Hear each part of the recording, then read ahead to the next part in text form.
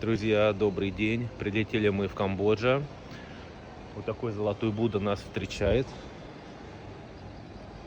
Вот, и также встречает вот такая вот традиционная их одежда.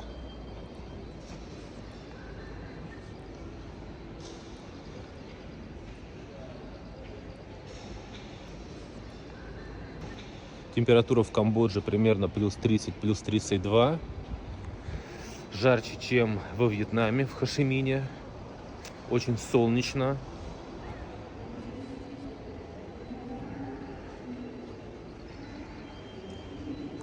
Вот, и сейчас поедем на разные достопримечательности, ну, скорее всего, на самую популярную достопримечательность, и вам все расскажем.